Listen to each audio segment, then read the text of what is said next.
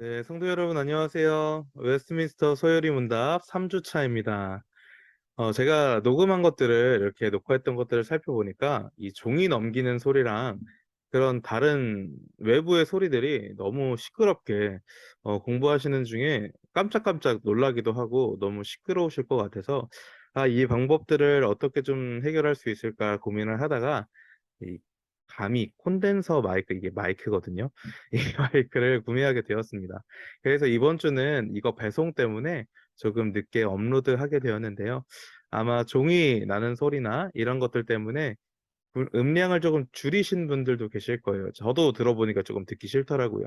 그러니까 오늘은 그런 소리를 안 나도록 제가 이렇게 구비를 하였으니 걱정하지 않고 염려하지 않고 함께 공부하셔도 좋을 것 같습니다. 오늘 3주차는요, 인간의 죄와 타락에 대한 부분, 그리고 그 죄와 타락으로 인한 문제들이, 야기된 문제들을 하나님께서 예수 그리스도를 통하여서 어떻게 해결해 주셨나, 왜 예수 그리스도께서 그 인간의 죄와 타락에 대한 해결책이 될 수밖에 없는지에 대해서 함께 배워보려고 합니다. 사실 우리가 이 부분에 대한 내용은요, 우리가 너무나 잘 알고 있는 부분이기도 합니다. 성경을 통하여서도 또한 그리고 목사님의 설교나 그런 말씀을 통하여서도 어렸을 때 있었던 성경 공부를 통하여서 이미 수차례 많이 들었던 말씀입니다. 오늘 잠깐 되짚어 보면서 살펴볼 때는 우리가 문항 얼른 읽고 문답 살펴보면서 간략간략한 설명들과 함께 설명해 드리고 또한 우리가 조금 기억해야 되는 부분들 그리고 어떤 말씀에 의거해서 이 부분들이 이렇게 진행되구나 하는 것들을 조금 잘 보시면서 마냥 인간이 죄로 인하여서 타락했다 이런 것에만 그치는 것이 아니라 죄로 인한 타락의 결과가 어떤 것이며 그러한 죄에 대한 결과가 우리 삶 가운데 어떻게 지금 보여지고 있는지 그러니까 이러한 조금은 세밀한 부분들을 함께 짚어보면서 살펴보고자 합니다. 그러면 오늘 제가 기도하고 오늘도 시작하도록 하겠습니다. 기도합니다. 참 사랑의 하나님 감사합니다. 오늘도 이와 같이 함께 하나님의 말씀을 배우게 하시고 하나님 이 말씀을 배움을 통하여서 하나님께로 더욱더 가까이 또한 하나님의 말씀을 더욱더 잘 알 수 있도록 허락하여 주시며 하나님 감사드립니다. 하나님 이 말씀을 우리가 잘 받아들이며 또한 하나님 이 말씀을 잘 받아들이는 것에서만 그치는 것이 아닌 우리 삶 가운데서 잘 묵상하며 살아갈 수 있는 그로 인하여서 하나님의 말씀이 내 삶 가운데 얼마나 신기하고 놀라운 것인지 얼마나 하나님의 참 은혜의 것인지 하나님 우리가 잘 발견케 하여 주시고 또한 그 말씀대로 살아갈 수 있는 우리 모두가 될 수 있도록 아버지 함께하여 주시옵소서.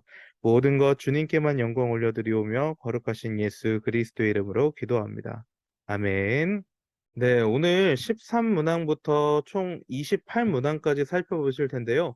먼저는 13문항부터 19문항까지 한 번, 그리고 20문항부터 28문항까지 한 번인데, 이 13문항에서 29문항까지는요, 하나님의 섭리에 대한 사람들의 반응과 그 결과를 함께 살펴보게 될 것입니다. 지금 13문항, 13문항, 14문항 이렇게 보이실 텐데, 이와 같이 사람이 창조되었고 그에 따라서 그들이 저지른 죄가 무엇인지 그 죄로 인한 결과가 무엇인지 이러한 인간의 죄와 타락에 대한 부분들을 19문항까지 함께 살펴본 뒤에 나머지 28문항까지는 그리스도의 구속 사역에 대해서 함께 살펴보고자 합니다. 우리가 저번 시간에 함께 살펴봤던 것처럼 13문항에서 12문항 전까지는 하나님께서 우리 가운데 언약을 주셨다라는 것을 우리가 함께 배웠고 그 언약에 대한 부분들이 첫 번째는 행위 언약에 대한 부분들이 있었고 두 번째는 은혜 언약에 대한 부분들이 있었다라고 하여서 이 행위 언약이라고 하는 것은 조건이 순종에 대한 부분이었다. 하지만 그 부분들을 놓고서 우리가 인간의 입장에서 살펴보게 된다면 행위의 언약은 영원히 지속될 수 있다 없다? 없다라는 것을 살펴볼 수 있었습니다. 왜냐하면 그 언약이 불완전해서입니까? 아니죠. 하나님께서 우리에게 베푸신 그 언약은 영원하고 불변한 것이지만 문제는 사람이 제한되고 영원하거나 불변하지 않기 때문에 이러한 부분들로 인하여서 행위 언약이 깨질 수밖에 없다 하여서 하나님의 순종의 조건으로 내어 있었던 영원한 생명이 약속되어 있지만 순종을 조건으로 내걸었던 행위 언약은 깨져버리게 되고 이를 위하여서 사람은 아담은 타락할 수밖에 없었고 모든 인류가 그 그 아담의 죄로 인하여서 타락하게 되었다라는 것들을 오늘 조금 살펴보고자 합니다. 그래서 먼저 우리가 13문항부터 조금 살펴보시게 되면요. 13문항 처음 질문 보시면 우리 시조 아담이죠. 창조받은 지위에 그대로 있었습니까? 라는 부분에 대해서 답은 우리의 시조는 의지의 자유를 받았으나 하나님께 범죄함으로써 창조받은 지위에서 타락하였습니다라고 나와 있습니다. 우리가 너무나 잘 알고 있는 것처럼 아담은 하나님과 맺은 언약을 불순종하게 됩니다. 그런데 이 불순종한 이유가요. 그 아담이 하나님의 말씀을 지키는 데 있어서 능력이 부족해서가 아니었다라는 것입니다. 이게 굉장히 중요합니다. 그는 능력이 부족하여서 하나님의 말씀을 불순종했던 것이 아닙니다. 하나님은 아담에게 언약에 대해서 자발적으로 순종할 수 있는 능력을 주셨어요. 이가 뭐냐면은 우리 답 처음에 보시면 우리 시조는 의지의 자유를 받았다라고 나와 있지 않습니까? 이게 우리가 너무나 잘 알고 있는 바로 자유의지입니다. 하나님께서는 분명히 아담에게 자유의지를 주셨어요. 그 법을 하나님께서 우리에게 주신 행위 언약에 대한 부분들을 잘 지킬 수 있는 그 능력을 분명하게 주셨다라는 것입니다. 하지만 아담의 불순종으로 인하여서 이러한 아담이 타락하게 되었고 또한 이런 아담의 타락도 하나님의 작정된 일에 포함되어 있다라는 부분들을 우리가 알 수 있는 부분입니다. 그렇다면 우리가 이런 궁금증을 가질 수 있겠죠. 하나님께서는 그럼 아담이 죄 지을 걸 알았음에도 불구하고 자유의 의지를 허락하셨고 하나님께서는 아담이 죄를 지을 수밖에 없는 그런 상황과 환경들을 만들어준 것 아니냐. 사실 이런 질문 저도 참 많이 들어봤는데요. 맞습니다. 엄연히 말하면 맞아요. 하나님께서는 아담이 죄를 지을 수 있다라는 전제 조건을 이미 깔고서 창조하셨습니다. 왜냐하면 우리 저번 시간에 우리가 배웠던 것들을 생각해 보시면 우리가 작정과 섭리에 대한 부분들을 배우게 되었었습니다. 작정이라고 하는 것은 창조 이전에 있었습니까? 이후에 있었던 것입니까? 이전에 있었죠. 즉 하나님께서는 이미 모든 것들을 다 계획하시고 그 계획에 따라서 창조하셨다라는 거예요.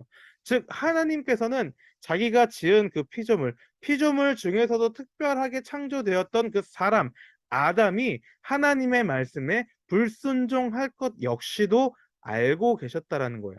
그 모든 것들을 통해서 계획되어져 있었다라는 것입니다. 물론 어떻게 이러한 일들이 가능한지는 우리가 알 수는 없죠.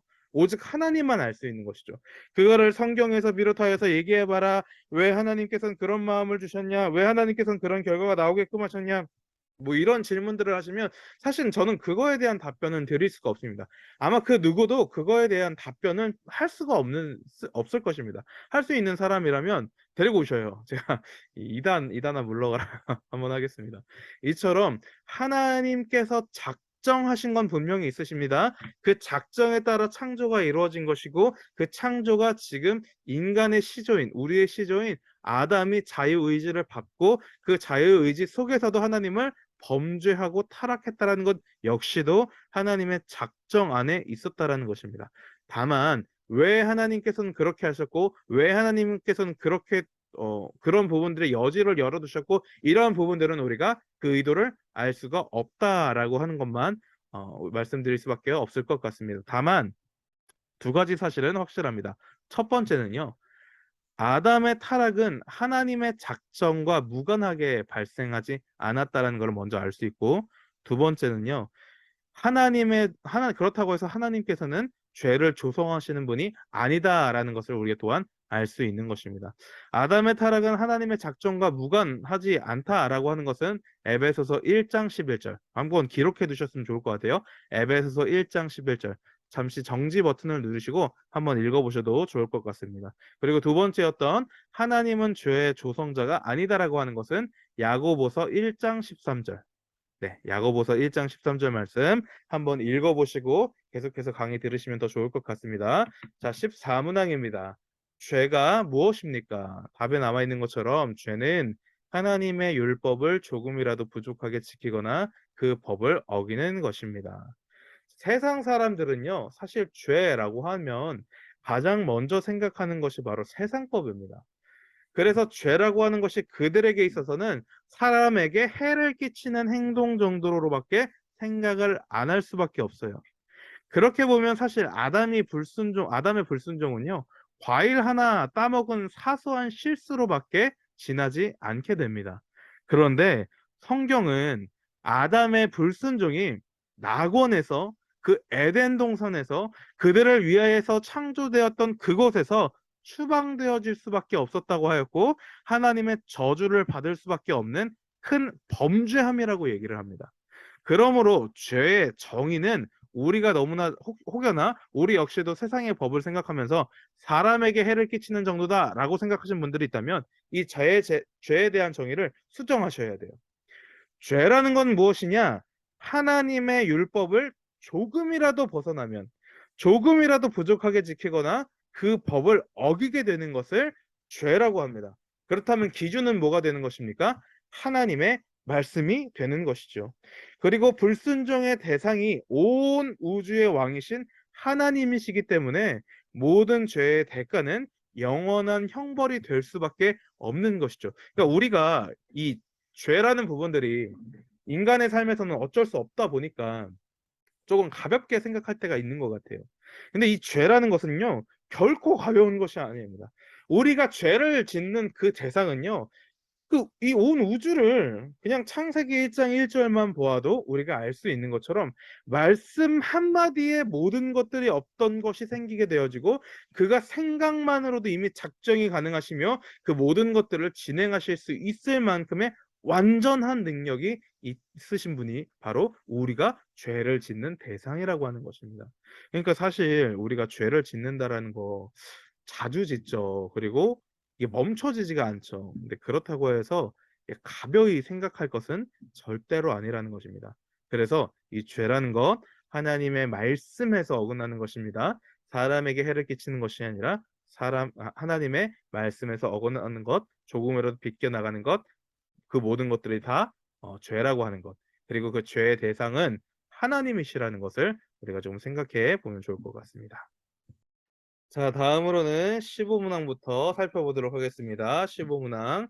우리 시조가 창조받은 지위에서 타락하게 된 죄는 무엇입니까? 우리 시조가 창조받은 지위에서 타락하게 된 죄는 금하신 열매를 먹은 것입니다. 자, 아까도 말씀드렸던 것처럼 아담이 불순종한 결과로 타락이 나타났다고 하였습니다. 타락이라고 하는 것은 재생이 불가능할 정도로 심하게 변질되고 이제 파괴된 상태를 얘기하는 것인데요. 원래 아담은 하나님의 형상으로 창조되었죠. 우리가 다 알고 있는 것입니다. 아담은 가장 특별하고 탁월한 존재였음은 틀림이 없죠. 하지만 아담의 범죄로 인하여서 이 아담 안에 있었던 하나님의 형상이 심각하게 파손되고 훼손되었습니다. 그러니까 이는 즉 사라졌다라고 얘기해도 마찬가지인 것이죠. 죄에 대한 부분, 그래서 우리가 그 지위가 타락하게 된 부분들이 바로 이와 같은 영향을 끼친다라고 하는 것입니다. 자, 계속해서 우리 16문항. 아담의 첫 범죄 때 모든 사람이 타락하였나요? 그러니까 아담의 첫 범죄로 인하여서 우리 역시도 다, 모든 나는 사람들은 다 타락할 수밖에 없는 것입니다.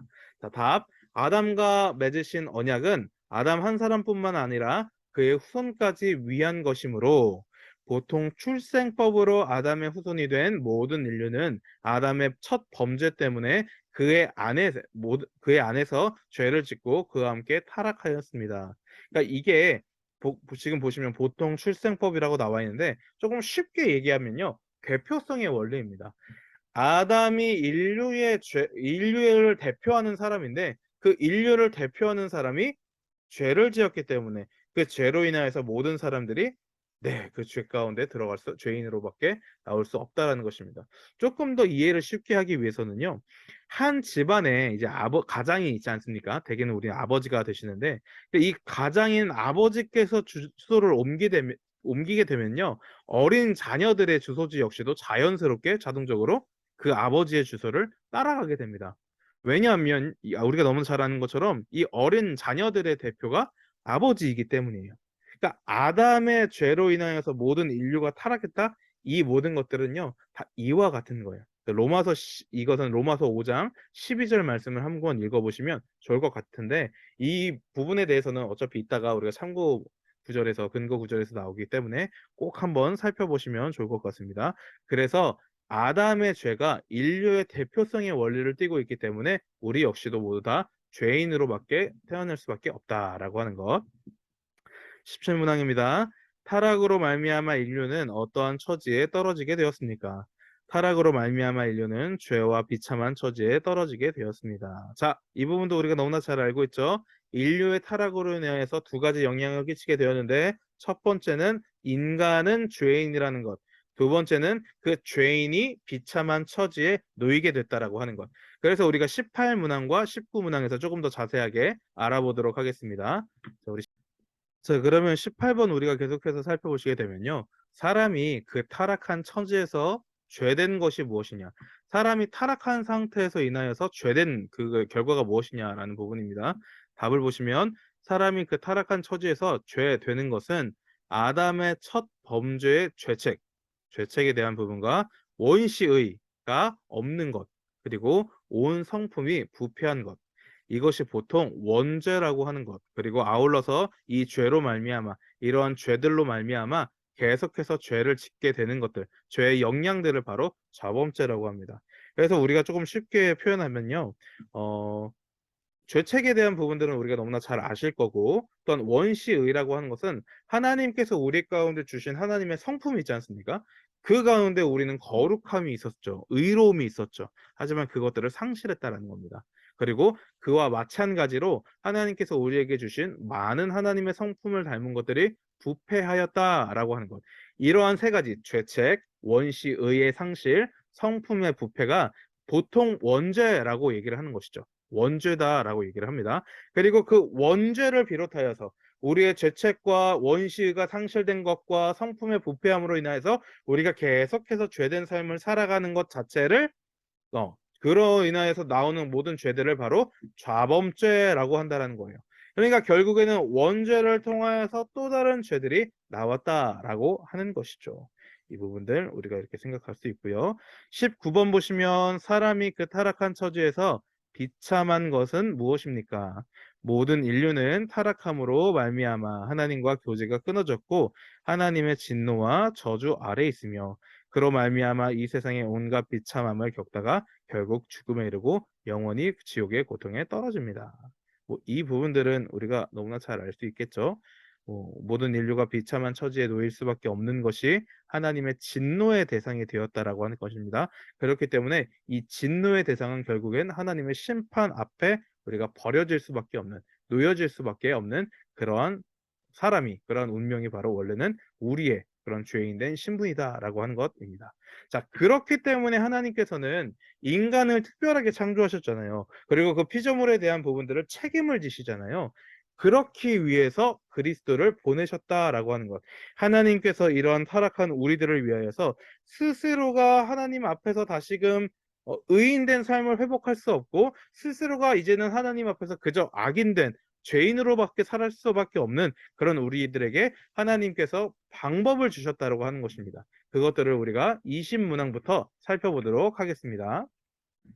자, 앞서 말씀드린 것처럼 20문항부터 28문항까지 하나님께서 이런 죄의 비참한 가운데 빠져 있는 우리들을 그저 그냥 내버려 두시는 것이 아니라 그리스도의 구속의 사역으로 말미암아 우리 가운데 어떠한 그리스도인으로서 하나님의 자녀로서의 회복을 방법을 우리에게 보이셨다라고 하는 것입니다. 그래서 20문항을 보시면 성부께서 우리 가운데 선택하신 것, 그리고 21문항부터 28문항을 보시면요, 성자께서 우리를 구속하신 것, 그리고 우리가 다음 주에 살펴볼 29문항부터 38문항까지를 보시면 성령께서 성자의 구속을 우리에게 적용하신 부분들을 우리가 조금 각각 살펴보면서 그래서 우리에게 있는 그 모든 비참한 가운데 빠질 수밖에 없고 죄인된 삶 가운데 빠질 수밖에 없고 의인된 삶을 살아갈 수밖에 없는 그런 우리들을 성부, 성자, 성령 하나님께서 어떻게 역사하셨는지를 오늘 우리가 또한 살펴보고자 합니다. 그래서 지금 살펴보실 20문항부터 28문항까지는요. 그리스도의 구속 사역에 대한 부분들을 중점적으로 한번 살펴보도록 하겠습니다. 자, 20문항입니다. 하나님께서 모든 인류를 죄와 비참한 처지에서 멸망하게 내버려 두셨습니까? 라는 질문에 하나님께서는 영원부터 오직 그분의 선하신 뜻대로 어떤 사람들을 영생에 이르도록 선택하셨고 구속자로 말미암아 그들을 죄와 비참한 처지에서 건져내어 구원의 지위에 이르게 하시려고 은혜 언약을 세우셨습니다. 자, 우리 은혜 언약에 대한 부분들을 먼저 함께 살펴봤었죠. 우리가 너무나 잘 아는 것처럼 이 은혜 언약에 대한 부분들, 이래서 우리가 앞전에 있었던 그 부분들이 굉장히 중요하다고 하는 것입니다. 은혜 언약이라고 하는 것, 우리가 너무나 잘 알고 있는 것처럼 하나님께서 우리 가운데 무엇으로 주신 것이다? 값 없이 주신 것이다. 하나님께서는 우리 가운데 언약을 주셨는데 맨 처음에는 행위 언약을 주셨죠. 행위 언약을 주셨지만 우리가 그 삶대로 잘 살아갔습니까? 못 살아갔습니까? 살아가지 못했습니다. 그로 인하여서 우리는 당연히 죄로 인하여서 비참하게 죽을 수밖에 없는 자들이었죠. 하지만 이러한 죄, 비참한 처지에 놓여져 있는 인간들을 향해서 하나님께서 스스로 우리가 의로워질 수 없는 것을 아시고 성부, 성자, 성령을 통하여서 우리가 다시금 하나님과의 관계를 회복할 수 있도록 언약을 맺으셨는데 그것이 바로 은혜 언약입니다. 은혜 언약이라고 하는 것은 하나님께서 우리에게 값없이 주신 언약이었고 또한 예수 그리스도께서 참된 인간으로 오셨음에도 불구하고 하나님의 아들됨 또한 상실하지 않은 채 우리의 모든 죄의 것들을 대속하여 주심으로 우리의 있는 모든 죄들이 사해지는, 그래서 이 은혜라고 하는 것은 하나님의 선물이라고도 표현을 하는 것이죠. 값없는, 그리고 받을 수 없는, 우리가 아무리 하나님 앞에서 의롭게 살아가려고 의롭게 살려고 살아가려고 헌금도 많이 하고 봉사도 많이 하고 노력도 많이 하고 섬김도 많이 하고 아무리 그렇게 많이 했다고 하여서 주어지는 것이 아니고요. 그저 하나님께서는 우리를 불쌍히 여기심으로 그런 것들과 상관하지 아니하시고 우리에게 누구나에게 평등하고 공평하게 주시는 은혜가 바로 이 은혜 언약, 선물로 주시는 언약이 바로 이 은혜 언약이다라고 하는 것입니다. 자, 21번. 하나님께서 택하신 사람들의 구속자는 누구입니까? 하나님께서 선택하신 사람의 구속자는 오직 예수 그리스도입니다. 그분은 하나님의 영원한 아들로서 사람이 되셨고 한 위에 양성을 가지신 하나님이시고 사람이셨으며 지금도 그리고 영원토록 그러하십니다. 자, 우리의 구속자는요, 두 가지 자격을 갖추어야 합니다. 첫 번째는 모든 사람을 대표할 수 있어야 합니다. 하나님께 죄를 지은 대상이 누구입니까? 하나님의 아들입니까? 아니죠. 이 그리스 로마 신화를 생각하시면 안 돼요. 하나님께 죄를 지은 대상은 사람입니다. 그래서 우리의 구속자는 사람이어야 합니다. 그렇죠. 사람이 당연히 대상자입니까? 두 번째는 모든 사람을 대신할 수 있어야 합니다. 자, 모든 인류가 죄를 지었는데 짐승이 사람을 대신할 수 있습니까? 그렇죠. 없죠. 또한 동등한 사람이 그 사람들을 대신할 수 있습니까? 대표할 수 있습니까? 없겠죠. 그렇기 때문에 우리의 구속자는 인류보다는 더 가치 있는 분. 즉, 하나님이 우리의 대표자가 되셨어야 돼요. 구속자가 될 수 있는 것입니다. 그렇기 때문에 예수님께서 오실 때 사람의 모습으로도 오신 것이고 하나님의 모습으로도 오신 것이죠. 이 부분에 대해서 그래서 종합해서 우리가 살펴보게 되면 우리의 구속자는 우리를 대표하기 위한 사람이어야 하고 또한 우리를 대신하기 위해 하나님이셔야 합니다. 바로 이것이 하나님이신 예수님께서 사람의 몸을 입고 이 땅에 오신 이유다라고 하는 것 우리가 잘 아는 내용입니다. 그래서 사람이다라고 하는 것, 물론 마리아의 뱃속에서 잉태되었다 등등 성령으로 잉태되었다, 물론 이런 부분들도 있지만 결정적으로 이 예수 그리스도가 사람일 수밖에 없었던 것은 죽음, 십자가에서의 죽음. 그리고 결정적으로 하나님의 아들이신 건 뭐 병든 자가 낫고 죽은 자를 살리시고 이게 아닙니다. 예수님께서 하나님의 참된 아들이신, 즉 하나님이 신 것을 증명할 수 있었던 구체적인 이유는, 명확한 이유는, 결과적인 이유는 부활에 있다라고 하는 것. 물론 우리가 조금 더 자세하게 22문항부터 살펴보도록 하겠습니다. 자, 22문항. 하나님의 아들이신 그리스도께서 어떻게 사람이 되셨습니까? 하나님의 아들이신 그리스도께서는 성령의 능력으로 잉태되어 동정녀 마리아의 몸에서 참몸과 지각 있는 영혼을 취하심으로 사람이 되셨다. 또한 마리아에게서 태어나셨으나 죄는 없으시다라고 하는 것. 자, 본래 예수님은 하나님이셔서 몸이 없는 분이십니다. 지치거나 피곤하거나 뭐 이렇게 늙거나 병들지도 아니하시는 분이시죠. 그런 예수님께서 사람이 됐다라는 것입니다. 지치게 됐고 피곤하게 됐고 병들게 됐고 늙게 됐다라는 것입니다. 이거 역시도 예수님의 낮아지심이죠. 비참한 속으로 들어오시는 예수님의 낮아지심입니다. 이때 예수님은 처녀의 몸을 통해 원죄 없이 출생하셨다라고 하는 것. 앞서 말씀드린 것처럼 인류의 대표를 하기 위해서는 그 대상자가 인간이었기 때문에 구속자이기 위해서는 인류가 하나님께 죄를 지은 그 대상이 인류, 사람이었기 때문에 그리고 그런 우리의 대표성을 띠시기 위해서는 사람, 동등한 사람도 아니고 그렇다고 그 아래에 있는 짐승도 아닌 하나님밖에 그 인류를 대표할 수밖에 없기 때문에 그러니까 우리가 이렇게 생각을 하다 보면요. 하나님께서 우리 인간을 얼마나 높은 지위에서 창조를 하셨었는지를 우리가 알 수 있는 겁니다. 그리고 지금 역시도 우리가 얼마나 높은 지위에서 살아가고 있는지를 알 수 있는 부분이죠. 그러니까 우리가 이 문답 22문항에서 함께 살펴보고자 하는 것은 방금 말씀드린 이 부분과 예수님께서는 그보다 한 차원 더, 이분 한 차원이라고 얘기하면 좀 잘못됐겠지만 훨씬 더 고차원에 계셨던 분이신데 지금 저차원으로 내려오셨다라는 부분들을 우리가 기억해야 된다는 거예요. 앞서 언급드린 것처럼 지치거나 피곤하거나 늙거나 병든 그럴 수 없는 몸이십니다. 그런데 그런 예수님께서 인간의 몸을 인간의 육심을 입으셨고 입으심으로 말미암아 지치거나 늙거나 피곤하거나 병드는 그 아래 다운그레이드가 되셨다라는 거예요. 그러니까 이 부분들을 생각하시면 참 예수님께서 물론 33년 동안 마리아와 함께 그 요셉과 함께 그리고 형제들과 함께 잘 지내셨고 자라면서 머리가 자라고 지혜가 자라고 육체가 자라셨지만 그 모든 것들이 다 순탄하셨지만 그럼에도 불구하고 그 모든 것들이 예수 그리스도의 낮아지심에 있었다라고 하는 부분들은 우리가 조금 이후에 더 구체적으로 살펴보겠지만 한번 기억하며 갔으면 좋겠습니다. 자, 계속해서 23문항 그리스도께서 우리의 구속자로서 무슨 직분을 행하셨습니까? 그리스도께서는 우리의 구속자로서 첫 번째 선지자, 두 번째 제사장, 세 번째 왕의 직분을 낮아지고 높아지신 두 지위에서 행하십니다.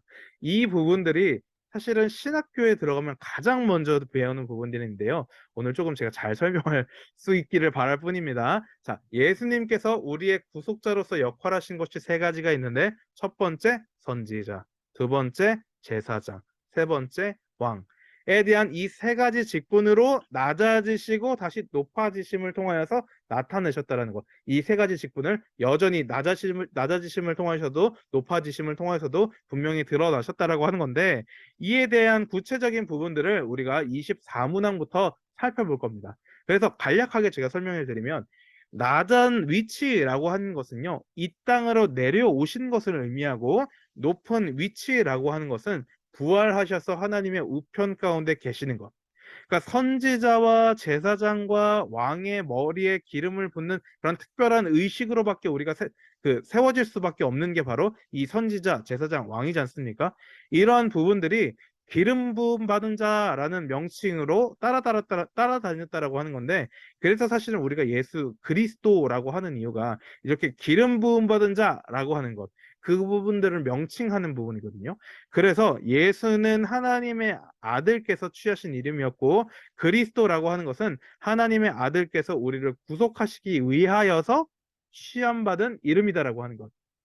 예수라고 하는 이름은 임마누엘이라고 하는 이름은 하나님께서 언제나 우리와 함께 하신다라는 것.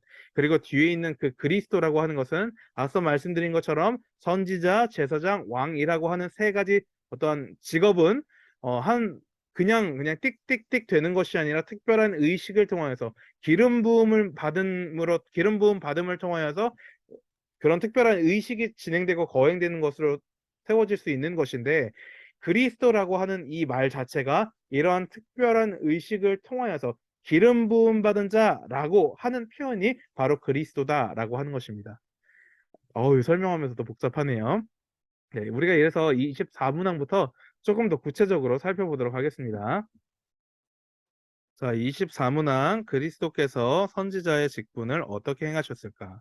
그리스도께서는 선지자로서 우리를 구원하시려는 하나님의 뜻을 그분의 말씀과 성령으로 우리에게 계시하십니다. 자, 선지자가 뭐 하는 자들이었습니까? 선지자, 구약 시대에만 나왔던 자들이죠.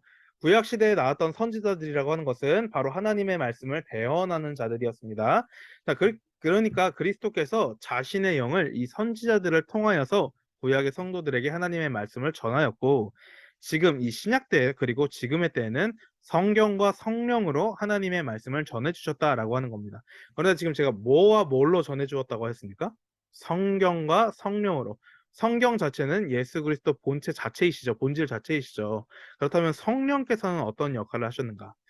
중요한 것은요. 우리가 성경만으로 하나님의 뜻을 아는 것은 불가능합니다. 혹시 이게 조금 이해가 되시지 않으신 분 계십니까? 성경은요. 성경 자체만으로 우리가 하나님의 뜻을 완전하게 이해할 수가 없어요. 왜냐하면요. 그 안에는 성령의 조명하심이 분명히 있어야 우리가 깨달아지는 것입니다. 자, 그렇다면 우리가 성경을 보고 그 성경을 해석하고 성경의 해석을 우리 삶 가운데 받아들이면서 그 삶대로 살아간다는 것 자체는 누구의 역사하심이 우리 삶 가운데 계속 있게 되는 것입니까? 성령의 조명하심에 따라 성령의 역사하심이 우리 삶 가운데, 우리 생각 가운데, 우리의 행동 가운데 계속해서 역사되어지고 있다라고 하는 것입니다. 되게 감사한 거죠. 아무리 우리가 성경을 많이 읽고 오래 읽고 자주 읽고 한다고 하여서 이 하나님의 말씀의 뜻이 우리 가운데 다 받아들여지지가 않아요. 자, 왜냐하면 이거에 대한 뚜렷한 근거가 무엇입니까? 하나님의 말씀을 읽었음에도 불구하고 그것을 네, 받아들이지 못하는 사람들이 있어요. 만약에 이것이 성경만 봤을 때 하나님의 뜻을 다 온전히 알 수 있었다면 세상 사람들에게 전도하기는 참 쉬웠을 겁니다. 성경 한 번만 읽어보시면 됩니다. 아니면은 어떤 그런 뭐 전도용품이라든가 그런 부분들에 성경 구절만 써놓으면 되거나 아니면 10,000원씩 100,000원씩 드릴 테니까 이 성경 한 번만 읽어보시면 제가 이 돈을 뭐 이렇게라도 하면 되는 거예요. 근데 문제는 그게 아니다라는 겁니다. 성경을 읽는다고 해서 하나님의 마음과 하나님의 뜻을 우리가 다 아는 것이 아니에요. 그래서 은혜가 참 감사한 겁니다. 우리가 성경의 말씀을 통하여서 우리가 기도를 통해서 하나님을 찬양함에 있어서 하나님의 말씀을 통해서 우리가 깨달아지고 아 정말 그렇게 살아가야지라고 다짐하고 나아가는 그 모든 것들이 우리의 어떤 생각이 어떤 뭐 문해력이 좋아서 집중력이 좋아서 이해력이 좋아서 이런 부분이 아니라는 겁니다. 문해력과 이해력이 좀 같은 말이었네요. 네. 그런 부분들이 아니라는 것입니다. 온전한 성령 하나님께서 조명하시고 우리를 깨닫게 하시고 우리가 깨달은 대로 살게 하시는 것. 그게 바로 하나님의 역사하심, 하나님의 은혜라고 하는 것입니다. 자, 25문항. 그렇다면 우리 제사장 직분은 뭐 하셨나? 그리스도께서는 제사장으로서 단번에 자신을 제물로 드려 하나님의 공의를 만족시키시고 우리를 하나님과 화목하게 하셨으며 또한 우리를 위하여서 항상 간구하십니다. 자, 구약의 제사장 생각해 보면 그렇죠? 대제사장 생각하시면 좀 더 쉬울 것 같습니다. 제사장이라고 하는 것은 제물에 따라서 하나님과의 관계를 화목할 수 있도록 회복시키는 역할을 하였고 대제사장 1년에 한 번씩 들어가서 이스라엘의 온 죄를 회개함을 통해서 다시금 하나님 앞에 간구하는 것. 우리를 위하여서 이스라엘 번영을 위하여서 이스라엘 삶을 위하여서 이스라엘 하나님의 영광을 위하여서 살아갈 수 있도록 간구하는 것. 이게 바로 제사장의 역할 아니었습니까? 그래서 제사장이라고 하는 것은 앞서 말씀드린 것처럼 하나님과 화해를 시키는 그런 직분이었습니다. 구약대에서는 이 제사장은 짐승의 희생 제물로 바치는 것과 백성들을 대신하여 기도함을 통하여서 이 역할들을 수행했다라고 하는 것. 그래서 구약 제사는 반복되어져야 했지만 신약에 넘어와서는 예수 그리스도께서 십자가 사건 그 한 번으로 모든 것들을 다 종결하셨다. 그래서 지금 답을 보시면 그리스도께서는 제사장으로서 몇 번? 단번에 단번에. 이 사건이 그래서 우리에게 굉장히 중요한 겁니다. 그리스도가 창조주로서 무한한 가치를 가지고 계시고 계시기 때문에 그 그리스도의 단 한 번의 그 죽으심이 이 우리의 모든 그 가치를 계속 무한정 회복시키실 수 있다라고 하는 거예요. 그래서 지금도 그 부활 승천하셔서 하나님 우편에서 또한 우리를 위해서 중보하고 계시는 것. 그래서 중보자 예수 그리스도라고 얘기하지 않습니까? 그래서 이와 같은 제사장의 직분들이 있었다. 하나님과의 화목 관계를 위하여서 그 역할을 감당하셨고 또한 우리를 위해서 계속해서 하나님 우편에서 중보하시는 중보자 예수 그리스도다. 그래서 사실 엄밀히 말하면요. 이 중보 기도라는 말이 그러니까 그냥 신학적인 정의를 따져서 보면은 옳지는 않다. 사람에게 중보자라고 얘기할 수는 없다라고 하는 것이죠. 그런 표현을 우리가 따갖고 와서 사용하게 되는 것입니다. 뭐 그렇다고 해서 우리가 뭐 정죄받을 이유는 없고요. 뭐 우리가 또 살면서 삶을 살아가는 데서 쓰는 그 용어들 중에서 얼마나 잘못된 것들이 많겠습니까? 그냥 이것들은 신학적이고 정의되어 있는 그런 용어다라는 부분들. 그래서 중보자다라고 하는 것, 우리가 기도함에 있어서 중보기도합니다라는 표현들을 조금 지양하셔도 좋을 것 같고요. 근데 뭐 그걸 하셨다고 해서 하나님께서 막 그거를 너가 어떻게 너네가 어떻게 이렇게 하시지는 않으신다라고 하는 것. 네, 그 부분들. 그렇다고 해서 네. 아무튼 무슨 말씀인지 아시죠? 네. 우리 26문항으로도 넘어가도록 하겠습니다. 자, 26번. 그리스도께서 왕의 직분으로는 어떻게 행하셨냐? 그리스도께서는 왕으로서 우리를 자신에게 복종하게 하시고 우리를 다스리시고 보호하시며 그분의 모든 원수들 곧 우리 원수들을 제어하시고 정복하십니다. 자, 왕이라고 하는 건 어떤 역할입니까? 대적자들로부터 백성들을 보호하시고 건져내는 자가 바로 왕입니다.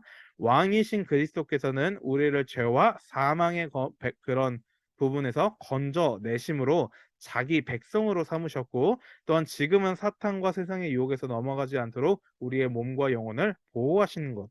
그래서 성도의 삶이라고 하는 것은 이 안전할 수밖에 없는 것이고 왜냐하면 이러한 왕이신 예수 그리스도께서 우리를 직접 보호하시기 때문에 성도의 삶이라고 하는 것은 안전할 수밖에 없다라고 하는 것을 우리가 기억해야 합니다. 뭐 이 부분들은 조금 쉬우니까 바로 넘어가도록 하겠습니다. 그럼 우리가 이제 27문항과 28문항 살펴보실 텐데요. 우선 27문항과 28문항을 보시기 전에 이 27문항에서 나오는 것은 바로 이 낮아지심입니다. 예수 그리스도의 낮아지심이 무엇인가? 또한 28문항에서는 예수 그리스도의 높아지심이 무엇인가? 이 부분들을 살펴보고자 합니다. 네, 27문항 살펴보도록 하겠습니다. 그리스도의 낮아지심은 무엇입니까? 그리스도의 낮아지심은 그분이 강생하시되 그처럼 비천한 형편에 태어나셨고 율법 아래 나셨으며 이 세상의 여러 가지 비참함을 겪다가 하나님의 진노와 십자가의 저주의 죽음을 받으셨고 장서되셔서 얼마 동안 죽음의 권세 아래 거하신 것입니다. 제가 이 낮아지심과 높아지심이 얼마나 조금 되게 굉장히 좀 중요하게 이렇게 말씀을 드린 이유는요. 뭐 내용이 어려워서가 아닙니다. 사실은 이 낮아지심에 대한 부분들, 높아지심에 대한 부분들을 우리가 정말 잘 알고 있어야 됩니다. 그래야 왜 예수님께서 우리를 위하여서 대속하셨고 우리가 그를 믿기만 하면 구원에 이를 수밖에 없는 것이고 이러한 부분들을 우리가 이해할 수 있기 때문입니다. 자, 하나님의 아들께서 그리스도가 되신 이유는요.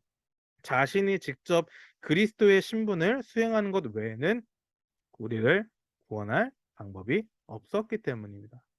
성도 여러분 참 감사하죠. 이 부분들을 우리가 조금 잘 기억했으면 좋겠습니다.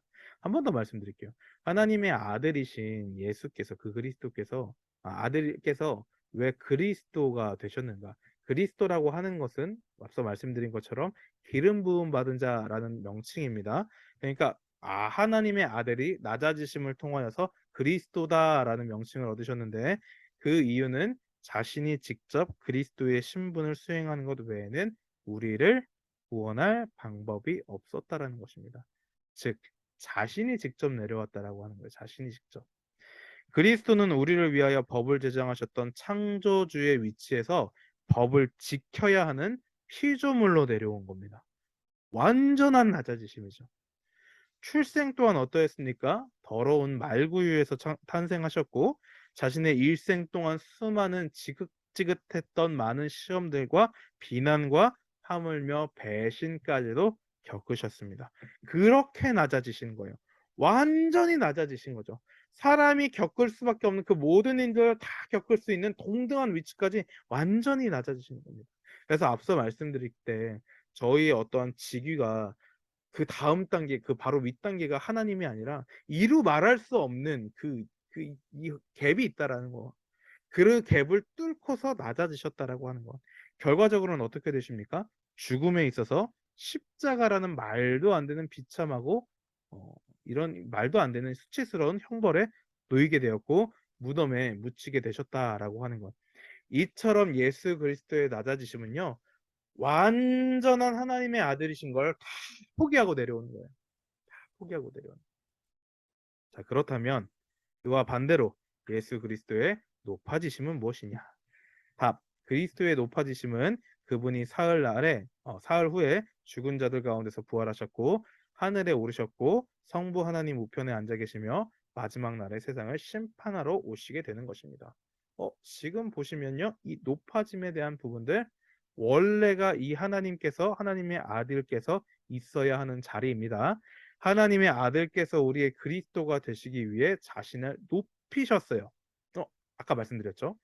낮아지심과 높아지심을 통하여서 선지자, 제사장, 왕으로서의 그 역할을 감당하셨고 그러셔만 했다라는 것. 자, 우리의 구속자가 되기 위해서는 두 가지가 있어야 된다고 하셨습니다. 완전한 인간으로 와야 되고 두 번째는 하나님으로 오셔야 된다. 왜냐하면 하나님께 죄를 지은 대상이 누구였다고요? 사람이라고 하는 것. 그 사람을 대속하기 위해서, 대신하기 위해서, 속량하기 위해서는 같은 동일한 사람이 아니라 그보다 못한 짐승의 이치가 아니라 하나님 외에는 그 사람들을 대표할 수 있는 부분들이 없었다. 그렇기 때문에 그리스도인의 높아지심, 결과적으로는 부활입니다. 예수 그리스도의 높아지심이 우리의 삶 가운데 있어서 구원의 역사를 이루시는 데 있어서 굉장히 중요했다라고 하는 것. 그러니까 이것을 조금 네 단계 정도로 분류할 수 있는데요. 첫 번째, 3일 만에 부활하신 것. 그래서 이 부활이라고 하는 것은 굉장히 중요한 겁니다. 부활했다고 해서 와 예수 그리스도께서 정말 할 수 없는 일들을 감당하셨어 이게 아니고요. 참된 하나님이심을 증명하는 것. 그렇기 때문에 증명하기 위해서는 본 사람이 있어야 하지 않습니까? 그래서 예수님께서 바로 승천하신 것이 아니라 제자들에게 보이신 거예요. 예수님께서 부활하셔서 수많은 증인들이 그 목도한 사실들이 역사적으로 증명됐던 것. 뭐 고린도전서 15장 5, 6절에서 분명히 나타나 있죠. 두 번째로 된 것은 하늘로 올라가셨다라고 하는 것. 예수님은 부활하시고 40일 만에 승천하셨고 이 또한 제자들의 눈앞에서 이루어진 역사적인 사실이었다라고 하는 것. 세 번째, 하나님의 우편에서 온 세상을 다스리는 것이다. 하나님의 우편이라고 하는 것. 어떤 자리입니까?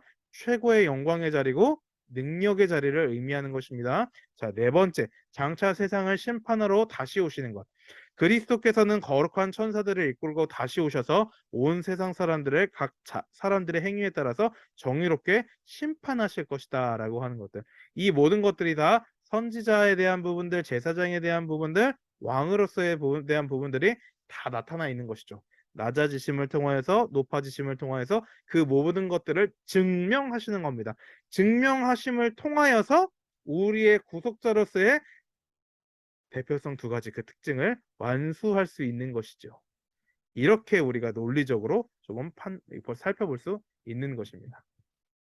네, 성도 여러분 어떠십니까? 인류의 죄로 인한 결과 우리가 생각했던 것처럼 그렇게 가벼운 것이 아니죠. 때로는 우리가 짓고 있는 그 죄들 사실은 죄로 번복되어서 살아가고 있는 우리의 모습이지만 그럼에도 불구하고 여전히 우리를 사랑하셔서 찾아오시고 함께 하시는 우리는 스스로가 원래는 죄인에서 의인으로서 나아갈 수 없는 자들인 부패되어지고 상실되어서 사실은 하나님의 자녀다라고 일컬음을 더 이상을 받을 수 없는 그런 이제는 끝난 존재들이었습니다.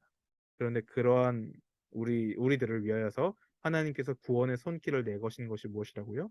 그리스도셨다. 그 그리스도는 두 가지의 특성이 있었어야 되는데 첫 번째는 사람이셨어야 됐고 두 번째는 하나님이셨어야 된다. 그래서 예수님께서 사람의 몸으로 하나님의 몸으로 오셨다라는 겁니다. 이것이 어떠한 위인전에 등재되거나 기이한 일이라고 막 떠벌리고 소문을 내고 그래서 막 속된 말로 어그로를 끌기 위해서 그런 부분들이 있는 것이 아니고요. 그것이 아니고서는 우리가 구원을 받을 수 없었다라고 하는 것입니다. 네, 성도 여러분, 오늘 잘 배우셨죠? 제가 중간에 그 부분들을 설명해 드리는 데 있어서 제가 잘 설명을 드리는지 모르겠습니다. 몇 번을 들으셔도 잘 모르겠다 하시는 분들은요, 꼭 전화해 주시고 저에게 물어보시면 제가 상세하게 다시 한번 설명해 드리도록 하겠습니다. 오늘도 함께 배웠던 이 주차에 3주차에 있었던 내용들 한번 꼭 몇 번 다시 들으셨으면 좋겠고 또한 이 부분들은 특별히 우리가 묵상되어지고 또한 우리가 감사함으로 한 주를 그리고 평생을 살아갈 수 있는 우리 모두가 될 수 있기를 간절히 소망합니다. 기도하시겠습니다. 하나님 감사합니다. 오늘도 이토록 함께 하시고 역사하여 주셔서 우리가 우리의 죄로 말미암아 우리는 죽을 수밖에 없고 그저 하나님 죄인으로서 살 수밖에 없는 존재임에도 불구하고 하나님께서 우리 가운데 여전히 그 책임감을 발휘하여 주사 구원에 이르도록 어떻게 하셨고 누가 그 가운데 계셨고 어떤 그분의 삶 가운데 우리가 그분을 따라 살아야 하는 이유가 명백하고 명확하게 또 우리가 말씀에 의거하여서 찾아볼 수 있도록 허락하여 주심에 하나님 감사드립니다. 하나님 이 사실을 우리가 잘 묵상케 하여 주시고 평생을 살아감에 있어서도 언제나 기억하며 살아갈 수 있는 우리 모두가 될 수 있도록 아버지 함께하여 주시옵소서. 모든 것 주님께만 영광 올려드리오며 거룩하신 예수 그리스도의 이름으로 기도합니다. 아멘. 오늘도 수고 많으셨습니다. 근거 구절은 이후에 바로 올려드리도록 하겠습니다.